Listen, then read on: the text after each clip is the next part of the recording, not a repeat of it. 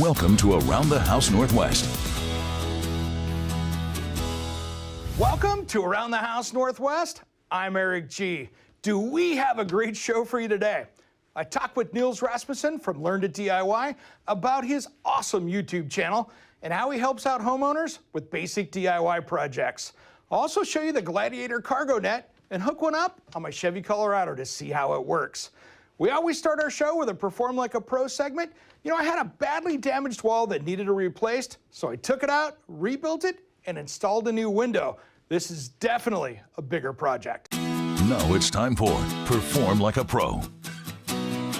Sometimes in remodeling, you end up finding a can of worms. And this is exactly that case. We were doing a demo on this wall because we noticed it was a little soft with some water damage from the outside. And then we figured out it's been damaged before. Let me show you what's going on here because we're gonna have to rebuild this wall and put a window back in it. So here's what happened. We opened this thing up and I see a framing disaster. First of all, this is a load-bearing wall. It's the outside of the house. This stud here should have gone straight down to the bottom to carry the load. But instead, they did a water damage repair at some point and they cut it off and put another one in. There's no matter what, you can't do that. That is something that's really bad as far as carrying load. Basically, we have two nails holding that up right there. Not a good program. And over here where this window used to be, the stud again coming down into this, down, it's not carrying the load. So now I got two studs next to each other. Now it even gets worse because we have a header going over the top of this. This king stud where it comes down here, it's just floating. So we've got a lot of different issues here where load is not carrying down to the ground, which means I'm gonna have to do some reframing. This is not just gonna be called putting a simple window in. So first what I'm gonna do is come over here and sister up some studs to carry some load, and then we'll tear this thing out. All right guys, well I found some dry rot up here in this top sill plate up here, this double top plate. As you can see, it's not in the best of shape, which means I'm gonna cut that out and replace it while I'm doing it. So let's get out the surgical tools and get after it. All right guys, so there's a little more rot on this than I thought, so we're gonna make this easy and just take all of this away. So what I'm gonna do is I'm gonna take this 2x4 here, because I wanna get this underneath this stud right here to carry that. I'm gonna get this in here right where I want it. And then I'm gonna nail this in so that when I have a place to cut that's level, so I just get the Sawzall right down the inside of that, and then we can push this out and reframe it right back up. All right guys, this wall was barely in place anyway, but I'm gonna release this up here by cutting through this edge of the header and the king stud, and then down below I just have to cut some siding away, and then we can remove this wall and start putting it back together. Let's take this wall out.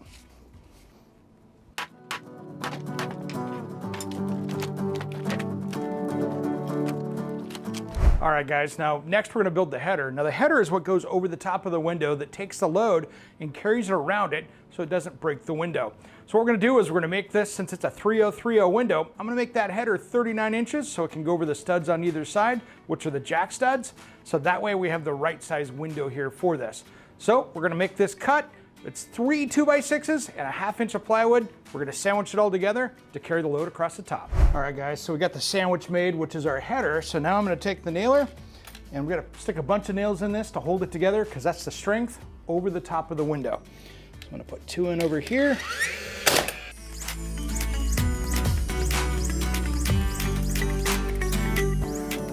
All right, let's mock this header up. This side here is loose. Set that in here. All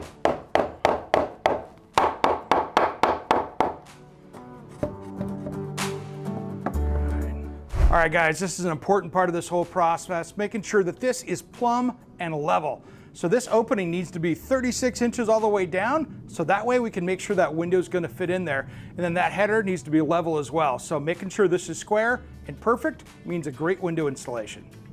All right, now we're gonna put the cripples in that bottom sill so we can get this window in. So this is what's gonna support that window sill. So that's got the structure to hold the window in. Let's nail these in.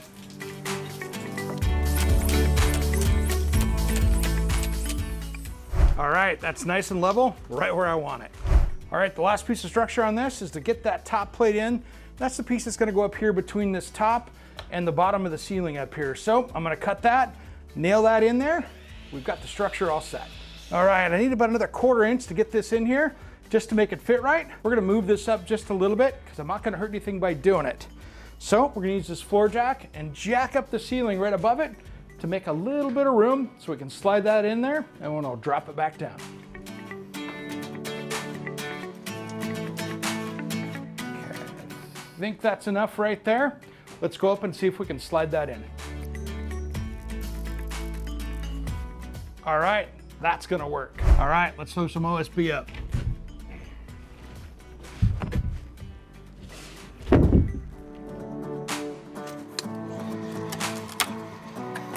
All right, one of the most important things to do before putting the window is flashing it. That's making sure that the water doesn't get behind it and rot out the work you just did. So always flash that window before you get it in there. All right, so we got it torn out, reframed, sealed up. Now it's time to put the window in. Let's finish it off. All right, let's get this window in.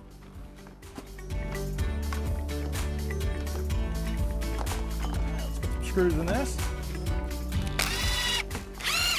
Man, that was a can of worms, but you know something? We knocked it out. It's not that big a deal if you just take it off chunk by chunk, and I know it's a project you can tackle. Next up, my framing inspection.